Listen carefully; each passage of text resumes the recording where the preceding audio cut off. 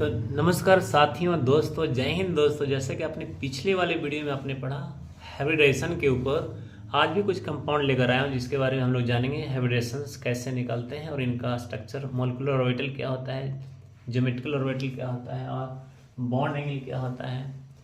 तो यहाँ पे एक कंपाउंड है SO3 यहाँ पे जो होगा इनका 100 बॉन्ड एंगल क्या होगा 109 डिग्री होगा, डिस्टॉर्शन हमेशा होगा। और यहाँ पे क्या है टेट्राहेड्रल होगा,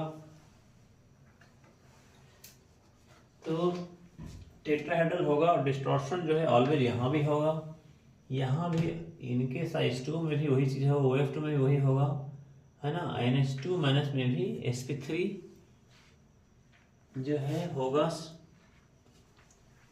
बॉन्ड, माने हाइब्रिडेशन जो होगा इसमें क्या होगा sp3, यहाँ भी sp3, बॉन्ड एंगल कितना 109, अगेन यहाँ इनके साथ ही 109 ही होगा, 109 डिग्री दोनों केस में।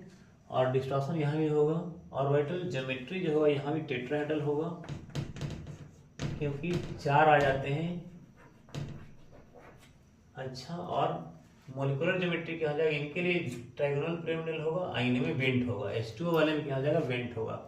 कैसे देख सकते हैं, इस तरीके से दो लोन पेयर है, एक लोन पेयर यहाँ है, एक लोन पेयर यहाँ है। तो लोन पेयर रिपल्सन जो होता है लोन पेयर बॉन्ड पेयर से ज़्यादा होता है, तो ये रिपल्सन देगा इसको, ये रिपल्सन देगा इसको, और ये हो जाएगा बेंट। तो इसलिए बेंट या V शेप जैसा हो जाएगा इसका मॉलिक्यूलर ज्योमेट्री।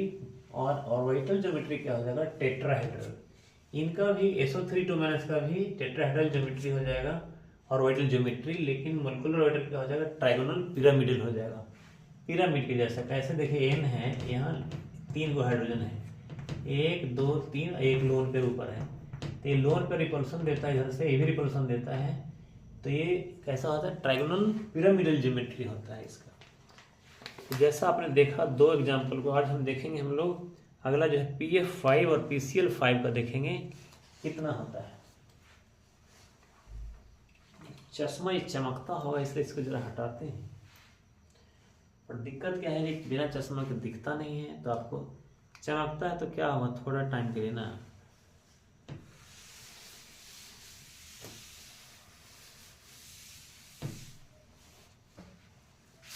PCl5 के बारे में देखते हैं।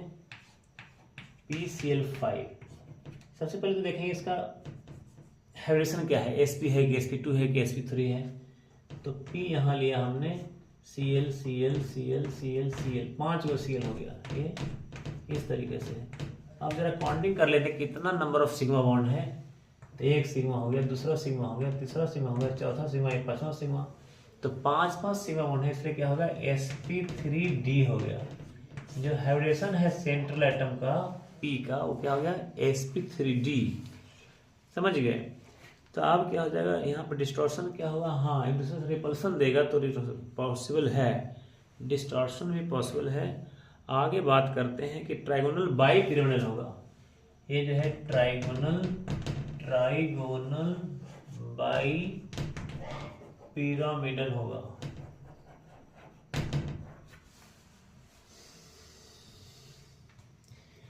और ऑर्बिटल ज्योमेट्री जो होगा ट्रायंगोनल बाई पिरामिडल होगा। NH3 में ट्रायंगुलर पिरामिडल है, लेकिन यहाँ ट्रायंगुलर बाई पिरामिडल है। और क्या होगा कि sp3 90 डिग्री और 120 डिग्री होगा, एंगल जो होगा 90 डिग्री का भी होगा और 120 डिग्री का भी होगा, 2 तरह का होगा। तो PCl5 और PF5 ये दोनों में सेम हो जाएगा। और एक इसमें 3 गो होते हैं एक्सियल,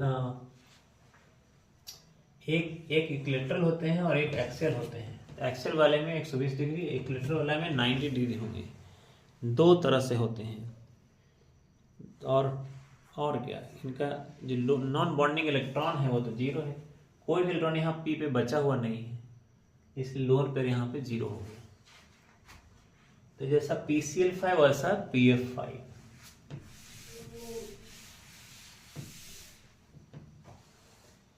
अब देखते हैं SF4, बहुत इंपॉर्टेंट है, IIT JEE के क्वेश्चंस में आते हैं। एक है SF4। पहले इनका देखते हैं बॉन्ड एंगल कितना होता है। तो सल्फर ले लिया हमने, एफ एफ एफ एफ, एक लोन पे ऊपर लगा दिया और एक लोन पे नीचे लगा दिया, F F F.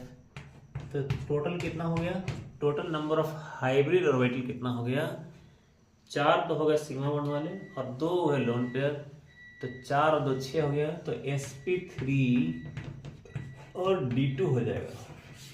Number of hybrid orbital अगर 6 हो जाए तो sp3 d2 हो जाता है।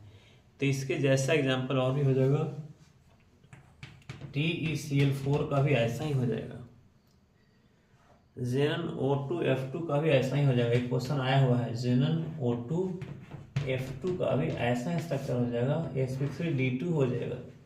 देखना पड़ेगा इसको, Xenon O2F2 का। Xenon बीच में रख देते हैं और O2 डबल बॉन्ड्स लगा दिए और 2 वो फ्लोरीन लगा दिए, Xenon O2F2। हाँ, अब देखते हैं 1 2 3 4 5 6, एक लोन पे और बचा रहा। तो यहाँ पे क्या हो जाएगा, sp3 1 2 3 4, 1 2 3 4 5 ही हुआ ना। तो यहाँ sp3d हो जाएगा हाइब्रिडेशन।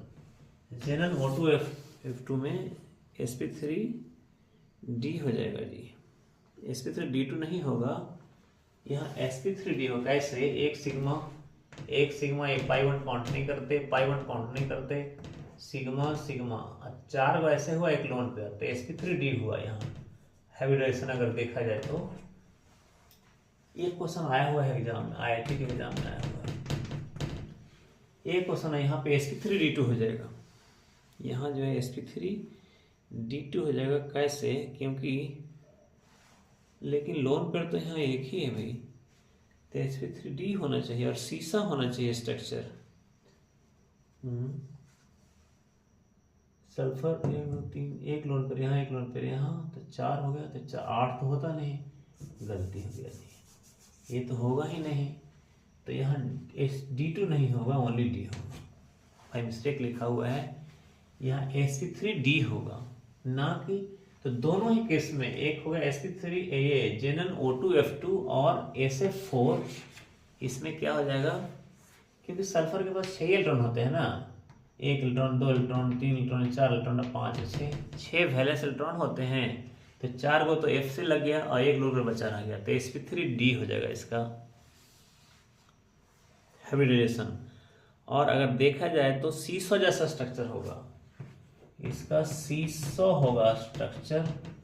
मॉलिक्यूलर ऑर्बिटल जो होंगे, ऑर्बिटल ज्योमेट्री जो होंगे वो सीसा होंगे। बहुत इंपॉर्टेंट है, बार बार पूछा जाता है और भुलाने के चांसेस बहुत रहते हैं। और इनका भी एंगल कितना होता है, 90 डिग्री होता है और 120 डिग्री होता है। अब आगे देखते हैं टी शेप वाला कौन होता है भाई, IF3 जो है टी शेप जैसा होता है। तो मिस्टेक होने से बचे इसमें।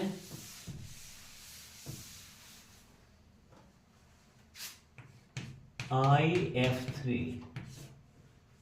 ये हेलोजन इंटरचेंज है, यहाँ पे यहाँ फ्लोरीन राइट में है और I नीचे। जो लेफ्ट कम इलेक्ट्रोनेगेटिविटी होते हैं वो लेफ्ट साइड में होते हैं और जो ज़्यादा इलेक्ट्रोनेगेटिविटी होते हैं वो राइट साइड में रहते हैं। तो IF3 का जो हाइब्रिडेशन होगा वो होगा sp3d। sp3d यहाँ होगा, वो कैसे देख लेते हैं। I के पास 3 को तो फ्लोरीन से चला गया, अच्छा ठीक है। टोटल इलेक्ट्रॉन कितना होते हैं, 7 होते हैं वैलेंस इलेक्ट्रॉन।